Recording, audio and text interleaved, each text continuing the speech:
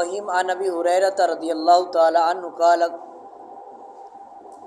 ان رجلا قال للنبي صلی اللہ علیہ وسلم اوصنی قال لا تغضب فردد مرارا قال لا تغضب۔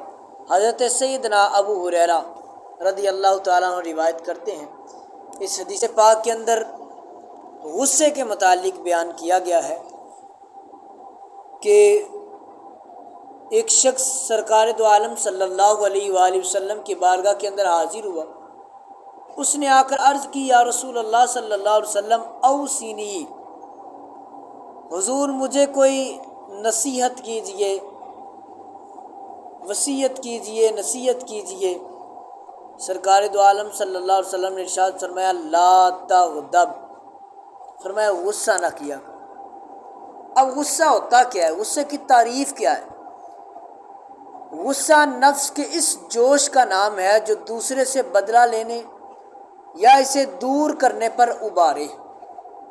پہلے تعریف سمجھیں گے، پھر آپ کو پتہ چل جائے گا کون سی بات، کون سی چیز غصہ ہے اور کون سا غصہ نہیں ہوتی۔ اور غصہ اچھا بھی ہوتا ہے اور برا بھی، ٹھیک ہے۔ اللہ کے لیے غصہ اچھا ہے، جیسے ایک مجاہد، ایک جہاد کرنے والا، کفار کو کفر سے ایمان کی طرف لانے والا، بروں کو نیکی کی طرف لانے والا، ٹھیک ہے، یہ غصہ اچھا ہے۔ اور غصہ برا محض لڑائی جھگڑے کے اندر اپنی ذات کے لیے، ٹھیک ہے، یہ غصہ برا ہے، ٹھیک ہے۔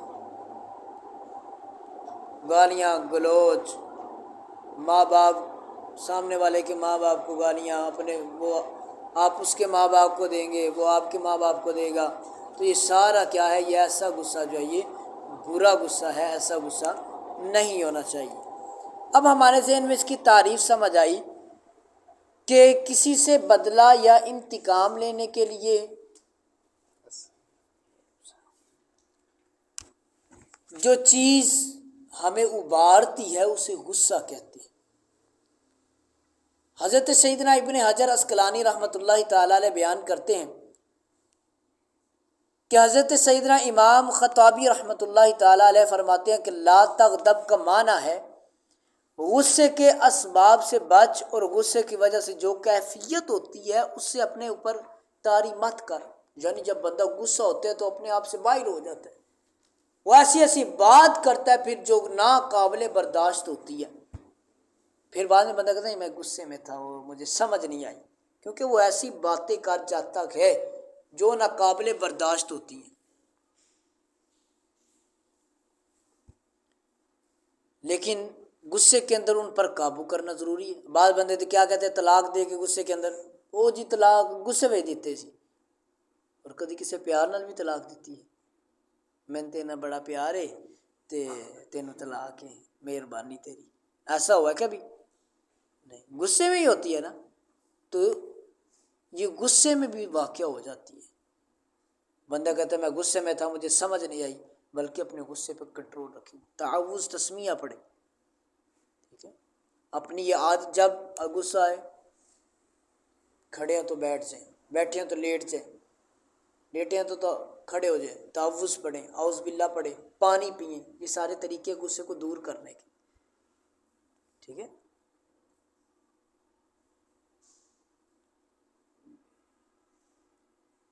پھر غصے کے بہت زیادہ میرا بیٹا نقصان ہے۔ کیا سیدہ سلیمان بن داؤد علیہ السلام نے ارشاد فرمایا زیادہ غصہ کرنے سے بچو، کیونکہ غصے کی کثرت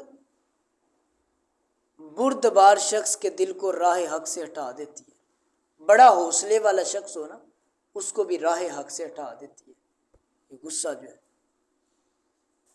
پھر عوام کے اندر یہ غلط مشہور ہے کہ غصہ حرام ہے، کہتے ہیں نا جی غصہ حرام ہے، جی کہتے ہیں ہمارے ہاں ایک جملہ بولا جاتا ہے کہ غصہ حرام ہے۔ دیکھیں غصہ ایک غیر اختیاری امر ہے، انسان کو آ ہی جاتا ہے، بندہ بڑے کنٹرول کے باوجود غصہ کیا ہوتا ہے؟ آ جاتا ہے، اس میں اس کا قصور نہیں ہوتا۔ ہاں غصے کا بے جا یعنی غلط استعمال برا ہے، غصے کا آ جانا بندے کے کنٹرول میں نہیں ہے، لیکن اس کا استعمال بے جا کر جانا اس پہ کنٹرول ہونا ضروری ہے، یہ برا ہے۔ بعض صورتوں میں غصہ ضروری بھی ہے، مثلا جہاد کے وقت اگر غصہ نہیں آئے گا تو اللہ پاک کے دشمنوں سے کس طرح لڑے گا؟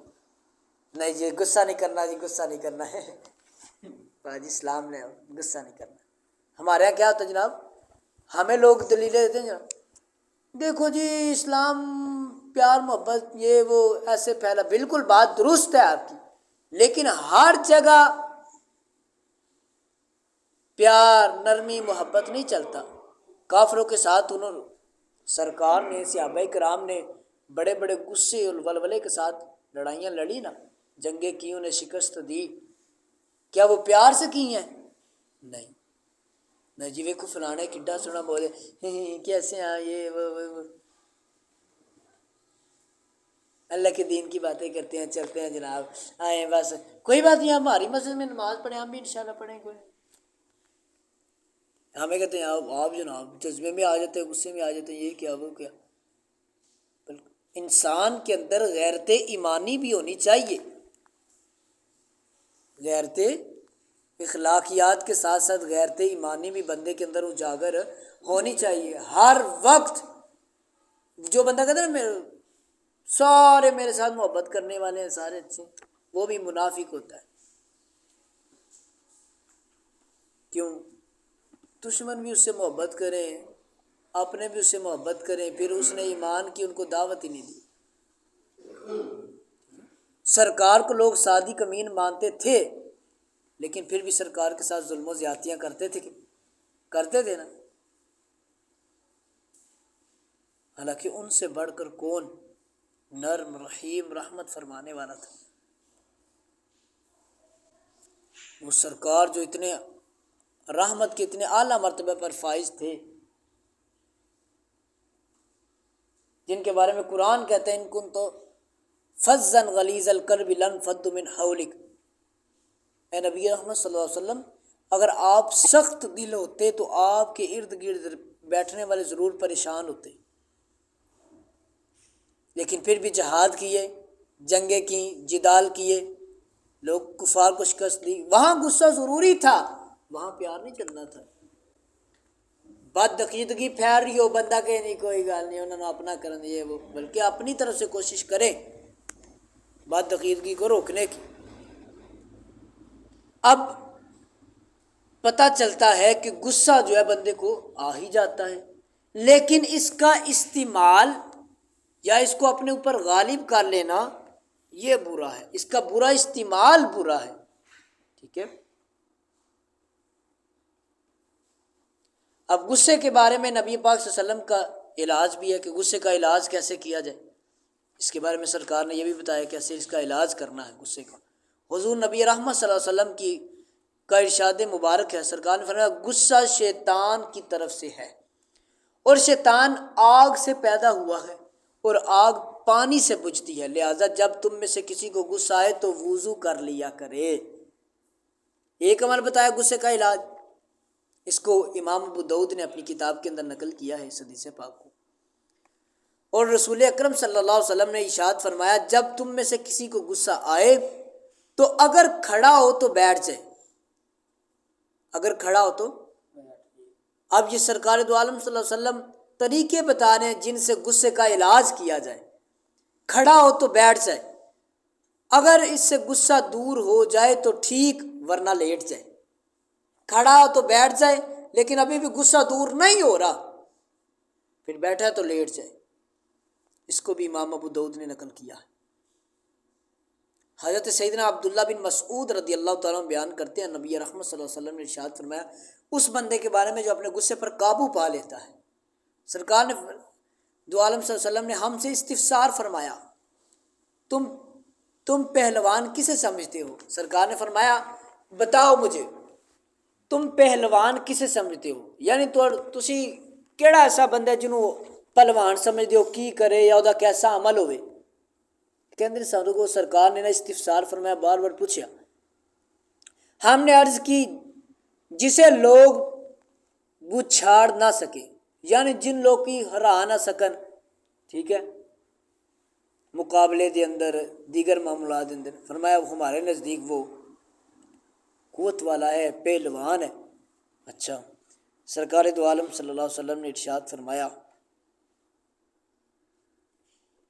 پہلوان وہ نہیں بلکہ پہلوان وہ ہے جو غصے کے وقت اپنے آپ پر قابو پا لے۔ سرکار نے فرمایا پہلوان وہ ہوتا ہے جڑا غصے دے وقت اپنے اتنے قابو پا لے۔ وہ کیا جانتے نا، طاقتور وہ یہ جڑا معاف کر دے۔ یہ جملہ بولتے ہیں ہمارے بزرگ حضرات، بڑے لوگ، طاقتور وہی ہوتا ہے جڑا معاف کر دے۔ تو سرکار نے فرمایا پہلوان وہی ہے، طاقتور وہی ہے جڑا غصے دے وقت اپنے اتنے قابو پا لے۔ وہ پہلوان نہیں جناب غصہ آیا تو وہ درم درم ادھر دی ادھر تو ادھر دی ادھر، نہیں، فرمایا یہ نہیں۔ اور اس کے بعد سرکار دو عالم صلی اللہ علیہ وسلم کی ایک اور حدیث پاک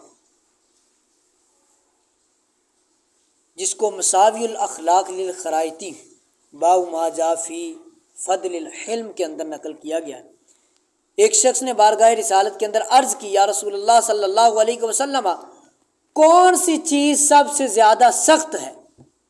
تو رسول پاک صلی اللہ علیہ وسلم نے ارشاد فرمایا اللہ پاک کا غضب، اللہ پاک کی ناراضگی، اللہ کا غضب۔ اس نے عرض کی مجھے غضب الہی سے کیا چیز بچا سکتی ہے؟